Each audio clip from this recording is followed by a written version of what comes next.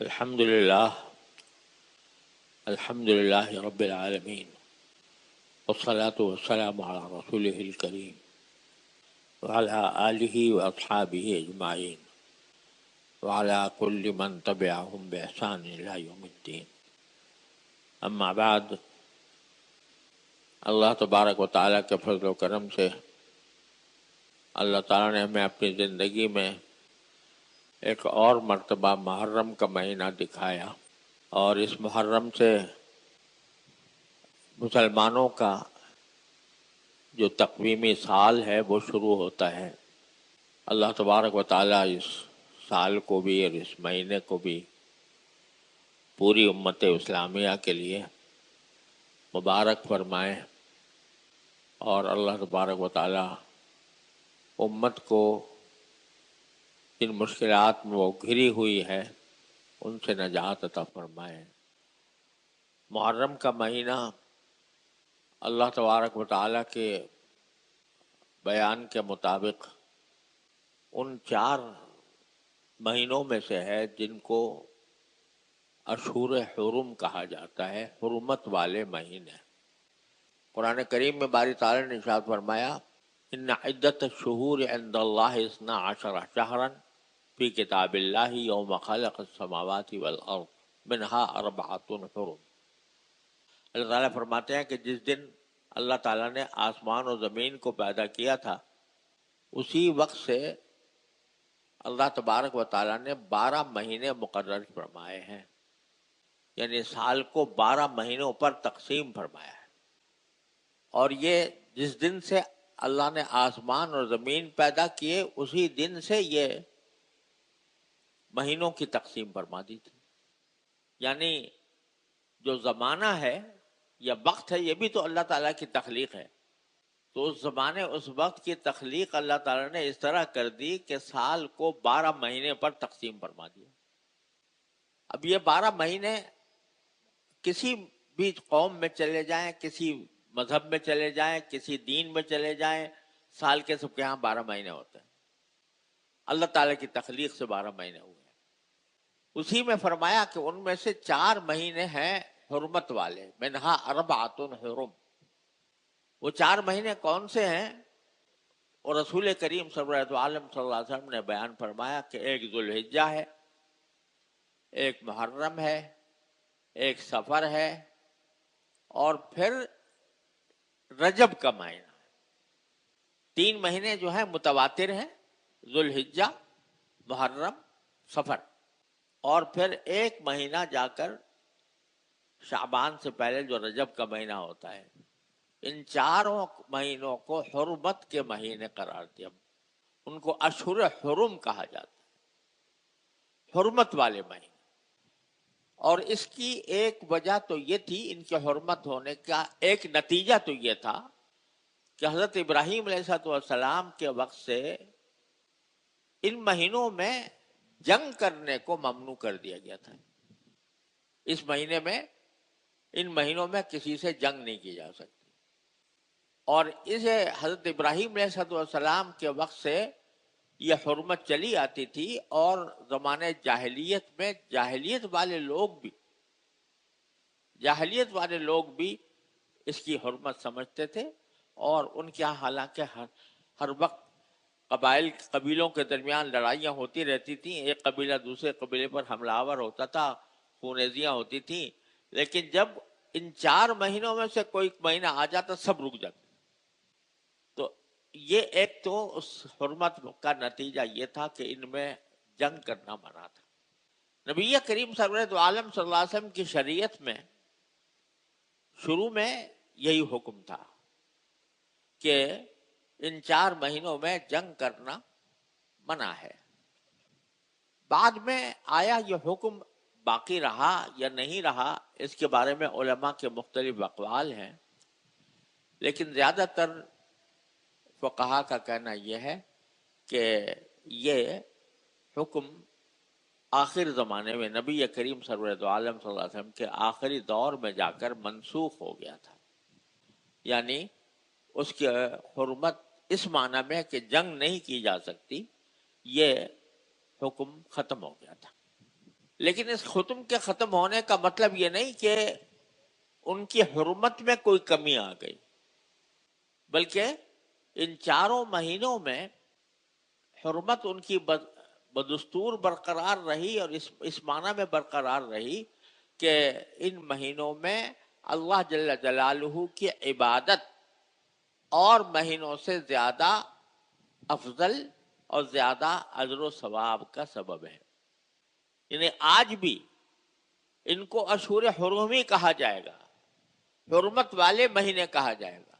ذوالحجہ ہو یا محرم ہو یا سفر ہو یا رجب ہو، ان سب مہینوں کو حرمت والے مہینے کہا جائے گا. اور ان حرمت کا تقاضا یہ ہے کہ بندے ان مہینوں میں اللہ جل جلالہ کی طرف زیادہ متوجہ ہوں، عبادتیں کچھ زیادہ کریں عام دنوں کے مقابلے میں. ذوالحجہ کے بارے میں تو آپ جانتے ہیں، اللہ تعالیٰ نے ایک بہت بڑا فریضہ حج کا اس میں رکھا ہے. اس میں قربانی کی عبادت ہے، اس میں تکبیر تشریق ہے، اس میں خاص خاص عبادتیں اللہ تعالیٰ نے مقرر فرمائی ہیں. محرم کے مہینے میں ایک حدیث میں رسول کریم سرورت عالم صلی اللہ علیہ وسلم کا یہ ارشاد مروی ہے کہ آپ نے فرمایا کہ افضل الصیام بعد شہر رمضان صیام شہر اللہ المحرم، او کما قال صلی اللہ علیہ وسلم، کہ رمضان کے مہینے کے بعد سب سے زیادہ افضل روزے محرم کے مہینے کے ہیں. یعنی پورا محرم کے شروع سے لے کر آخر تک ہر تاریخ کو، ہر دن روزہ رکھنا زیادہ اجر و ثواب کا سبب ہے. رمضان کے بعد سب سے افضل روزے محرم کے روزے ہیں، آپ نے یہ فرمایا، آپ کی کئی ارشاد پر بھی ہے. اور خاص طور سے اس میں عاشورہ یعنی 10 محرم کے بارے میں نبی کریم صلی اللہ علیہ وسلم کا یہ ارشاد منقول ہے کہ آپ نے فرمایا کہ انی احتسب علی اللہ ان تکفر السنۃ التی قبلہ، کہ عاشورہ کے دن روزہ رکھنا مجھے اللہ کی ذات سے یہ امید رکھتا ہوں، اللہ تعالیٰ سے یہ امید رکھتا ہوں کہ جو شخص عاشورہ کا روزہ رکھے تو 1 سال پہلے کے گناہ اس کے معاف ہو جاتے ہیں. وہ 1 سال پہلے والے عاشورہ سے پہلے کا جو سال ہے اس کے 1 سال کے گناہ کا کفارہ ہو جاتا ہے. اور یہ میں بار بار آپ سے عرض کر چکا ہوں، جہاں جہاں بھی یہ حکم آتا ہے کہ یہ پچھلے گناہ معاف ہو جائیں گے یا اگلے گناہ معاف ہو جائیں گے، اس سے مراد ہیں صغائر، کیونکہ کبائر جو ہیں وہ بغیر توبہ کے معاف نہیں ہوتے. اور حقوق العباد وہ بندوں کا حق ادا کیے بغیر یا ان سے معافی مانگے بغیر معاف نہیں ہوتے. بہرحال اس دن کی یہ فضیلت ہے کہ اس میں روزہ رکھنا یہ 1 سال پہلے کے گناہوں کا کفارہ ہو جاتا ہے. اور نبی کریم صلی اللہ علیہ وسلم کی طرف سے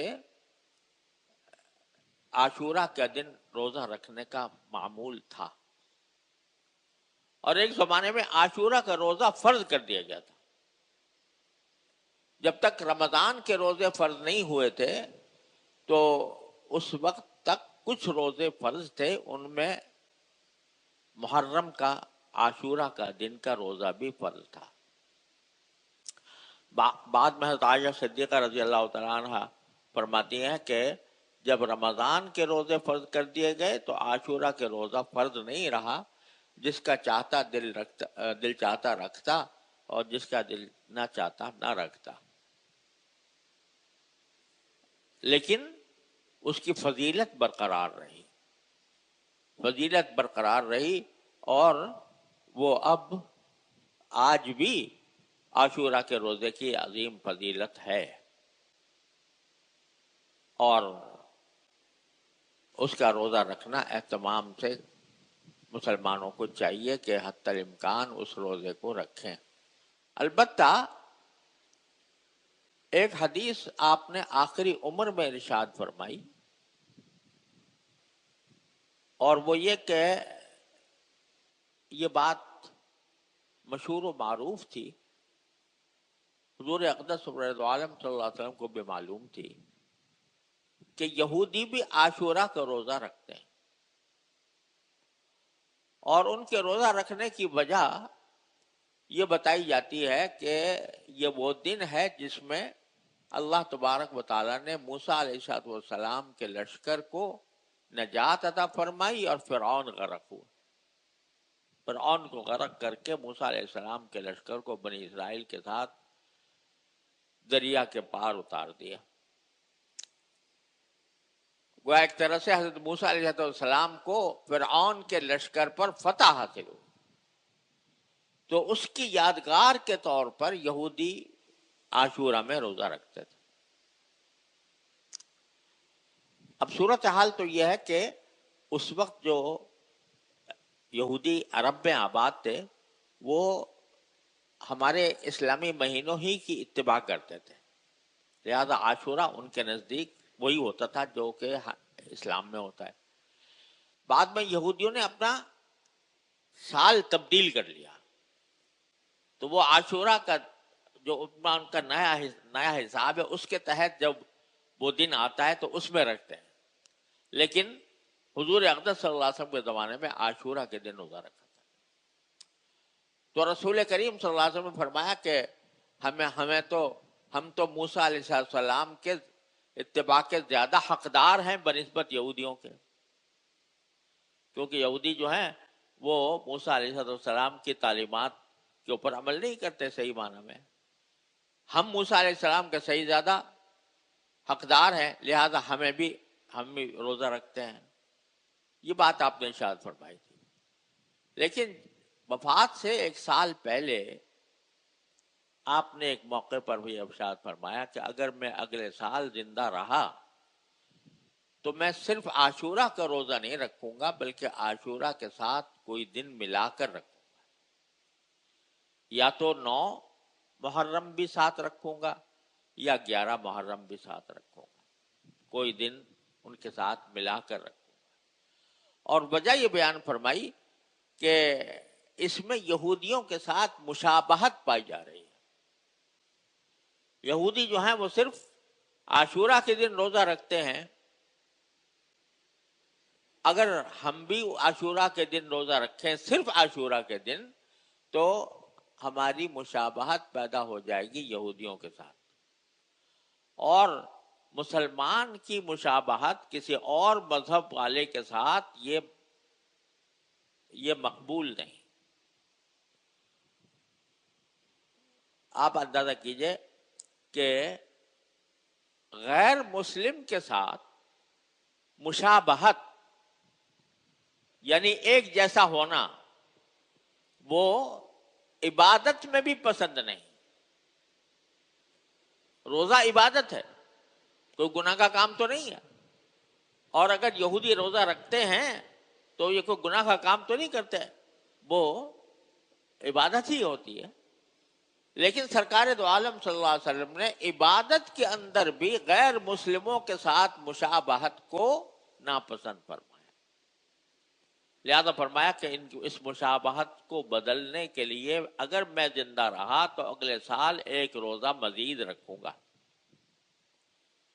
لیکن اس کے بعد سرکار دو عالم صلی اللہ علیہ وسلم کے وقت کا وصال ہو گیا، اس کے نتیجے میں آپ نے تو دوسرا نہیں رکھا، لیکن بعد میں خلفائے راشدین نے، صحابہ کرام نے نبی کریم صلی اللہ علیہ وسلم کے اس حکم کی تعمیل میں اس بات کا اہتمام کیا کہ تنہا عاشورہ کا نہیں رکھتے تھے، ساتھ میں 9 کا ملا کر یا 11 کا ملا کر رکھتے تھے۔ اور اسی لیے بعد میں فقہائے کرام نے بھی یہ فرمایا کہ عاشورہ کا روزہ تنہا نہ رکھا جائے بلکہ اس کے ساتھ ایک روزہ ضرور ملا کر رکھے، یا 9 کا یا 11 کا۔ اور اگر کوئی شخص تنہا رکھے تو جائز تو ہے، لیکن خلاف اولا قرار دیا، افضل یہ ہے کہ دونوں ملا کر رکھیں۔ تو اس سے آپ یہ اندازہ کریں کہ اسلام کا جو مزاج ہے وہ یہ ہے کہ مسلمان کی شان بالکل الگ ہونی چاہیے غیر مسلموں سے. اس کا حلیہ، اس کا لباس، اس کی پہچان، اس کے اعمال بالکل الگ نظر آنے چاہیے غیر مسلموں کے مقابلے میں.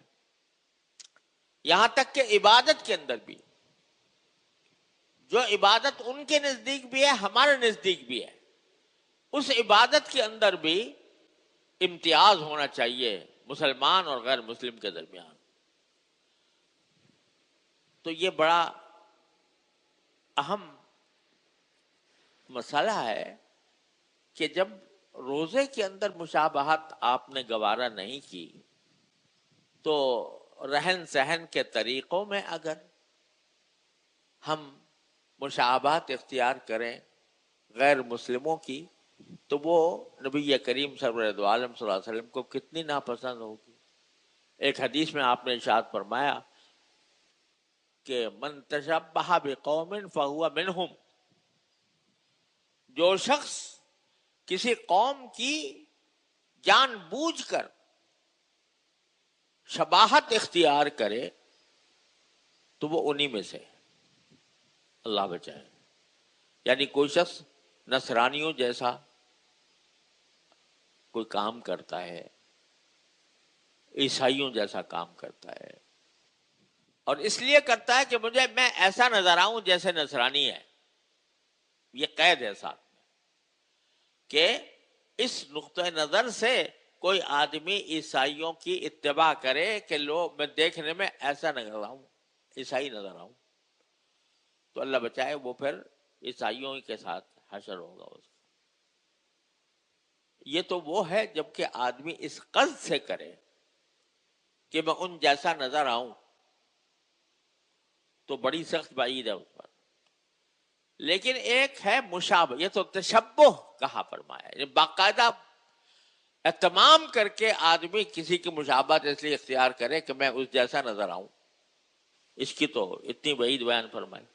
ایک ہے کہ یہ قصد تو نہیں ہے، فیشن ایک چلا ہوا ہے، اس فیشن کے تحت اس جیسا لباس اختیار کر لیا، اس جیسا حلیہ بنا لیا.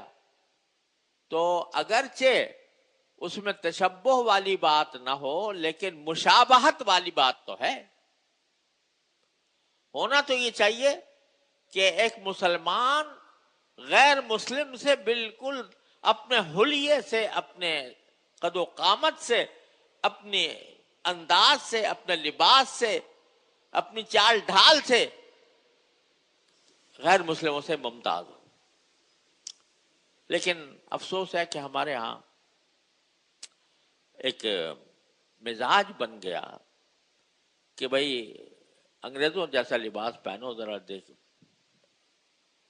لباس بھی انگریزوں جیسا اور حلیہ بھی ان جیسا، بال بھی انہیں جیسے بنائیں اور داڑھی بھی نہ رکھیں اور مونچھ بھی نہ کٹوائیں، بلکہ ایسے ہوں جیسے کہ انگریز ہوتا ہے. یہ ایک مزاج بن گیا ہمارے اوپر. انگریزی استعمار، انگریزی اقتدار کا ایک نتیجہ یہ نکلا کہ ہم نے اپنا سب کچھ ان کے حوالے کر دیا. ہماری تہذیب، ہماری ثقافت، ہمارا لباس، ہمارا کلچر، ہمارا اٹھنے بیٹھنے کا انداز، سب ہم نے ان کے حوالے کر دیا کہ تم جیسے ہو بہت اچھا ہے، تم بہت اچھے ہو، ہم بھی اب تمہارے جیسے ہونا چاہتے ہیں. یہ کتنی بڑی عبرت کا مقام ہے کہ رسول کریم سرور دو عالم صلی اللہ علیہ وسلم تو روزے میں بھی ان کی مشابہت اختیار کرنے سے بچ رہے ہیں، اور ہم نے سب کچھ انہیں کے حوالے کر دیا. بلکہ جو شخص ان کا طریقہ اختیار نہ کرے، ان جیسا لباس نہ پہنے، ان جیسی صورت نہ بنائے کہ یہ پرانے زمانے کا دقیانوسی ہے، یہ رجعت پسند ہے، اس کے اوپر اس کو بلکہ تانے دیے جاتے. الیاذ باللہ العظیم. تو کم از کم اگر کسی وجہ سے چھوڑ نہیں پا رہے، کم از کم اس کو برا تو سمجھو کہ یہ ہم نے اب غلط کام کیا کہ غیر مسلموں کی نقل اتاری، غیر مسلموں کی نقالی کی، کم از کم برا تو سمجھو اس کو، اور برا سمجھ کر اللہ سے استغفار بھی کر لو۔ لیکن ایک عام روش بن گئی ہے، اللہ تعالیٰ ہی ہمیں اب سے نجات عطا فرمائے گا۔ عاشورہ کے بارے میں ایک بات اور ذکر کرنا ضروری ہے کہ بہت سے لوگ یہ سمجھتے ہیں کہ عاشورہ کا تقدس اس وجہ سے ہے کہ اس دن حضرت حسین رضی اللہ تعالی عنہ کی میدان کربلا میں شہادت ہوئی۔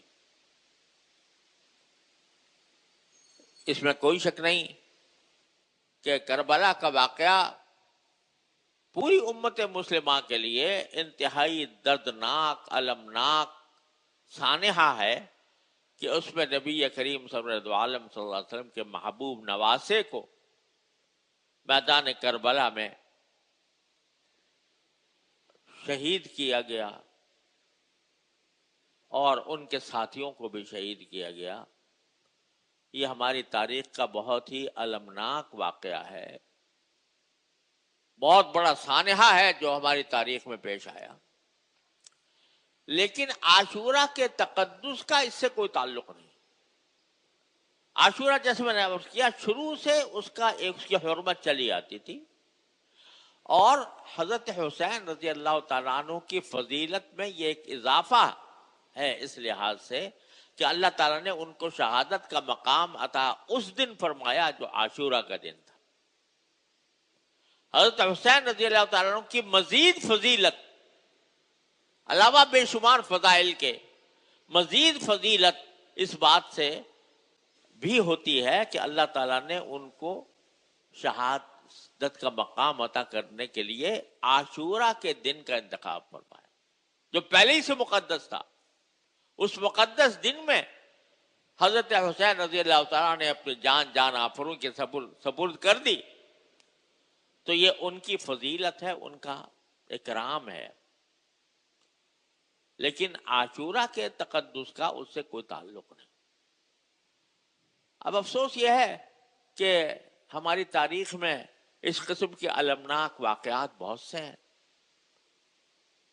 بہت سے حضرات شہید ہوئے، صحابہ کرام،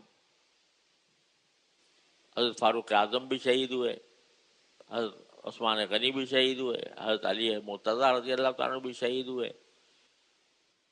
شہادتوں کی ایک طویل فہرست ہے، اور اگر اسلام میں کسی کے روز وفات پر کوئی دن منانا اللہ تبارک و تعالیٰ کے ہاں پسندیدہ ہوتا تو ظاہر سب سے زیادہ نبی کریم صلی اللہ علیہ وسلم کے مستحق تھے، اس کے بعد صحابہ کرام میں خلفائے راشدین مستحق تھے۔